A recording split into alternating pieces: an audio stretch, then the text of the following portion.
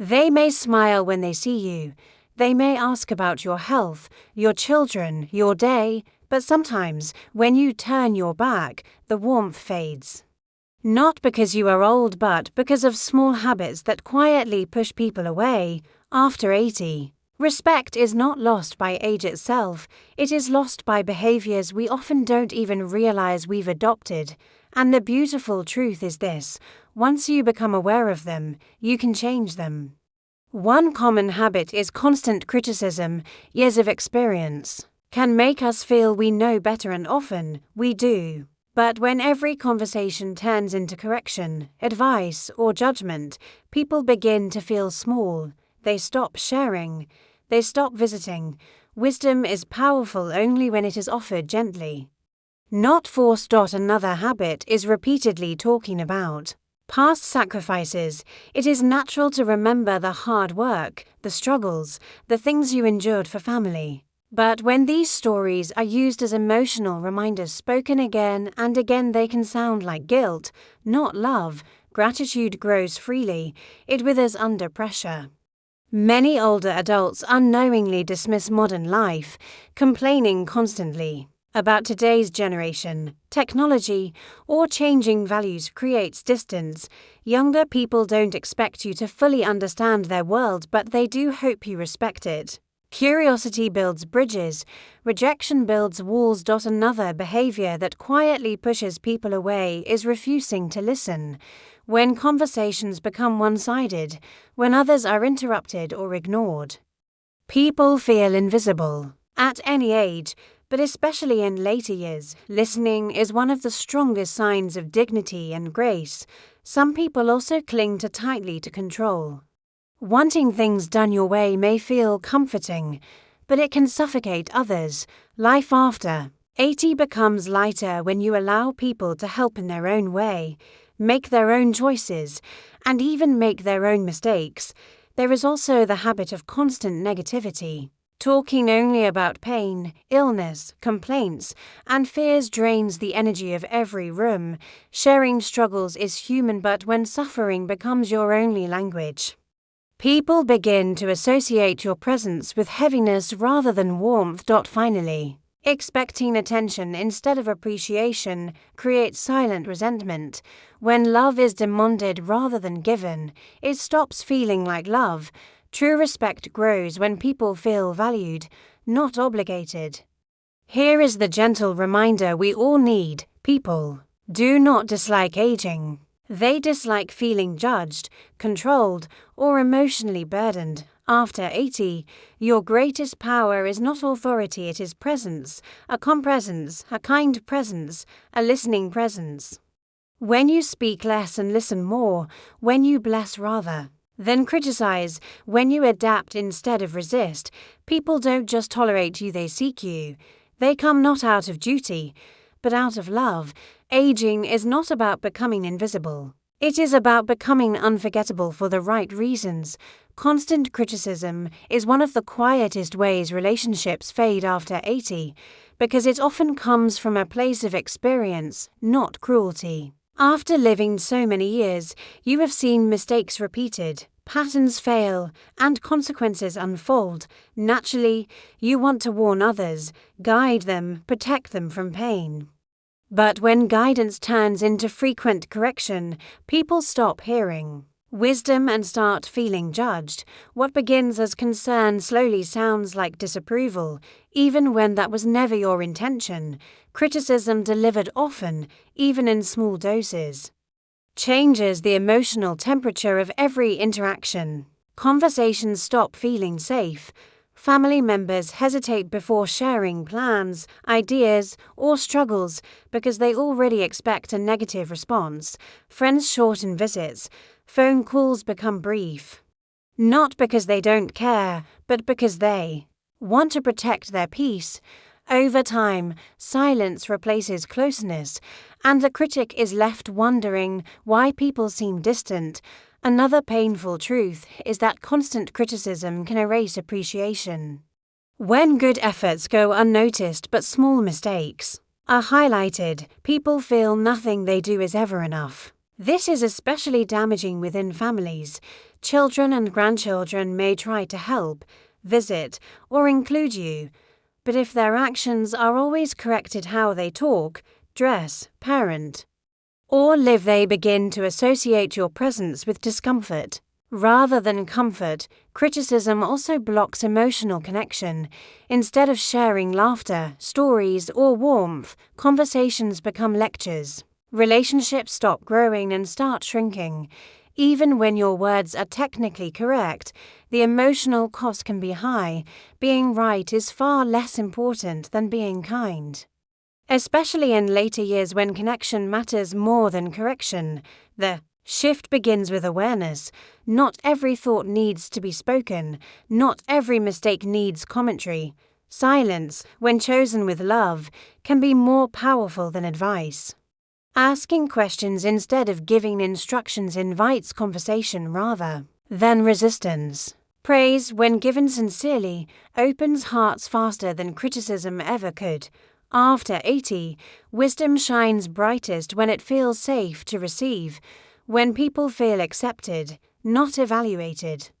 They lean in instead of pulling away. Reducing criticism doesn't mean losing your voice, it means choosing gentleness over control. And in doing so, you don't lose respect, you gain closeness, warmth, and a deeper kind of love that lasts far longer than any correction ever could. Living in the past can quietly create emotional distance, especially after 80, even though it often feels harmless or comforting. Memories are precious. They hold love, struggle, pride, and identity. Revisiting them is natural. But when the past becomes the main place you live emotionally, it can disconnect you from the people standing in front of you today. Conversations begin to revolve around how things used to be, and slowly, others feel there is no space for the present when stories of old sacrifices, hardships, or achievements are repeated again and again. They can unintentionally carry a hidden message: my best years are behind me, and yours don't compare. Younger people may respect your journey, but they also want to be seen in their own time, with their own challenges and dreams. When every discussion circles back to the past, they feel unheard, as if their lives are less meaningful. Another quiet effect of living in the past is emotional comparison. Statements like "in our time, we were stronger," or "people today are too soft," may feel factual to you, but they land as judgment to others. These comparisons build walls instead of bridges. They tell others that their way of living will never be good enough in your eyes, no matter how hard they try. There is also a hidden sadness in being trapped in yesterday. When the past becomes the center, the present feels empty. This can lead to disappointment, irritability, and withdrawal. People sense this heaviness. They may feel they cannot bring joy, excitement, or new ideas into your life because you are emotionally anchored to another era, so they stop trying. Letting go does not mean forgetting. Your memories still matter, your history still deserves honor, but balance is essential. Showing curiosity about modern life, asking questions, and listening without comparison invites connection. When you acknowledge today's world instead of resisting it, people feel respected and safe around you. After 80, the greatest gift you can offer is presence, not stories alone, but attention, openness, and acceptance. When you share the past as wisdom rather than as a standard, people lean closer instead of stepping back. By gently stepping into the present, you don't lose your history, you allow it to enrich relationships instead of replacing them. Refusing to adapt to change slowly breaks connection, especially after 80, because the world continues moving. Even when our comfort zone does not, change can feel threatening. New technology, new values, new ways of thinking may seem unnecessary or confusing. After living decades with familiar routines, adapting can feel like losing control or identity. But when resistance becomes constant, people around you begin to feel pushed away rather than understood. When every new idea is rejected, conversations lose energy. Younger family members may want to share something exciting, a new job style, a modern way of parenting, a new belief, but they quickly stop when they expect criticism or dismissal. They don't need full agreement, they simply want openness. When change is met with phrases like "this is useless," "we never did this before," or "this generation is wrong," dialogue closes. Silence replaces sharing, refusing to adapt also sends an unintended message that your way is the only right way.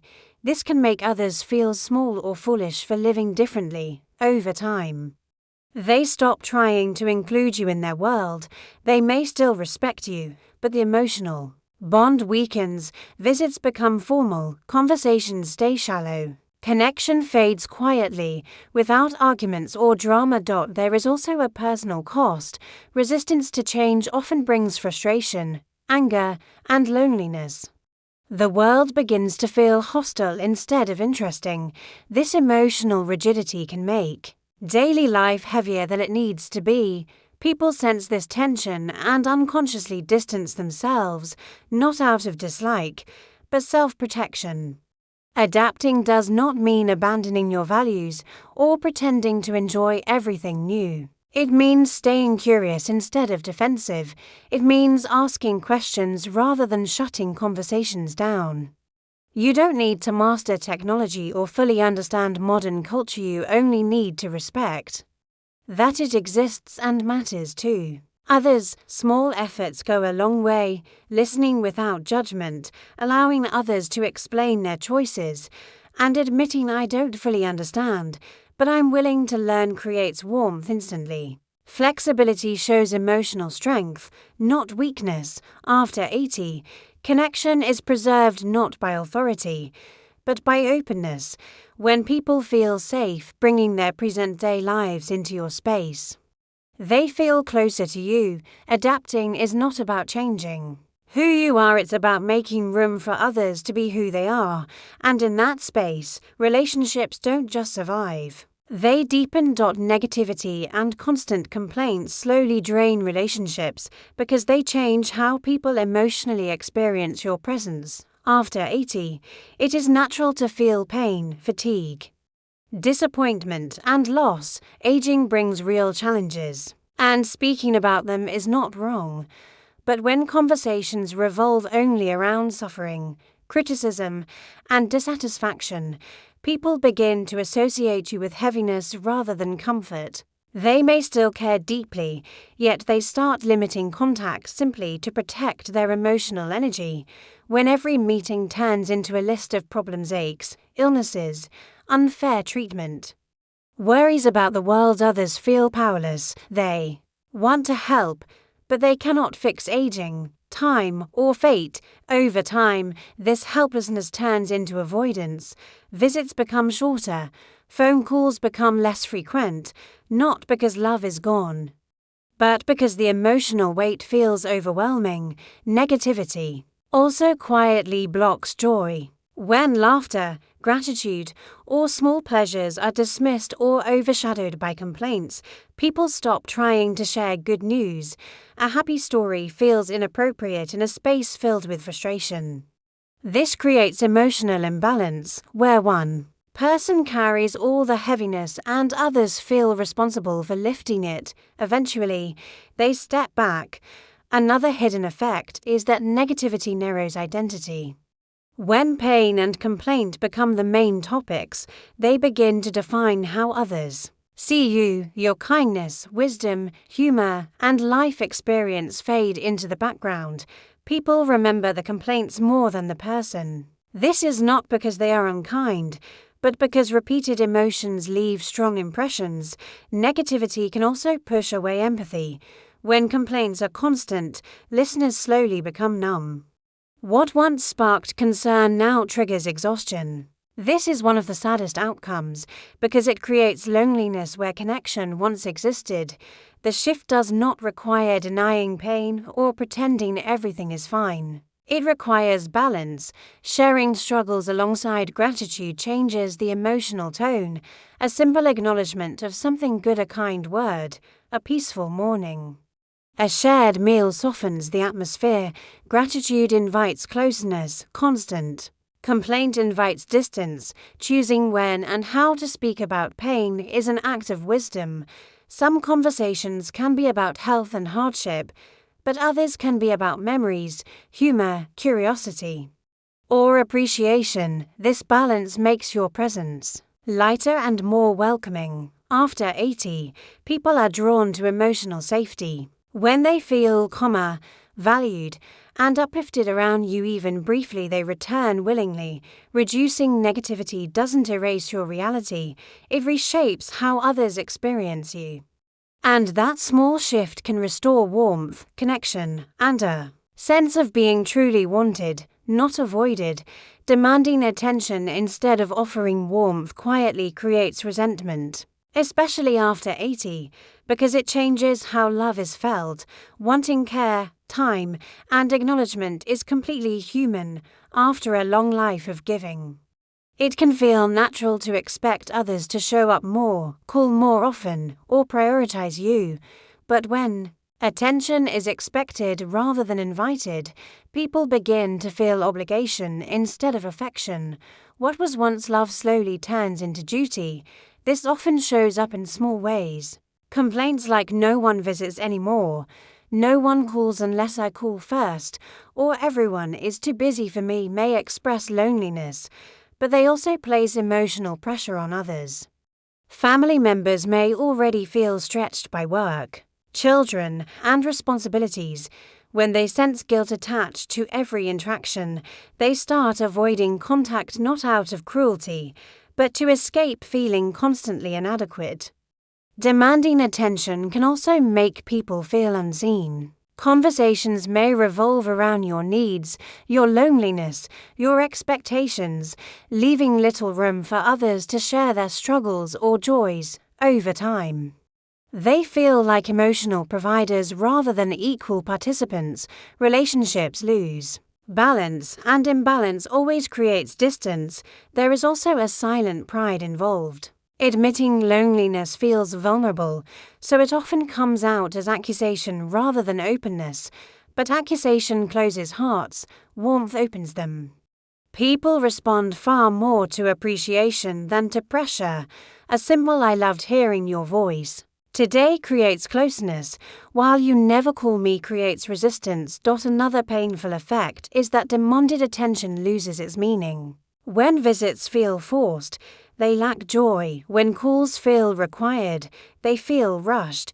The very connection you long for becomes shallow, leaving you feeling even lonelier than before. The shift is subtle but powerful. Offering warmth instead of expectation changes everything. Warmth looks like kindness without conditions, listening without keeping score, and gratitude without comparison. It looks like welcoming people with calm joy instead of silent disappointment. When people feel emotionally safe, they come more often and they stay longer. This does not mean hiding your needs. It means expressing them gently, honestly, without blame. Saying "I miss you" invites closeness. Saying "you never come" pushes it away. One opens the door, the other slams it quietly. After 80, love grows best in soft spaces. When you give warmth freely through patience, appreciation, and understanding, attention returns naturally, not because it is demanded, but because it is wanted, and that kind of connection feels lighter, deeper, and far more fulfilling than attention ever forced by guilt.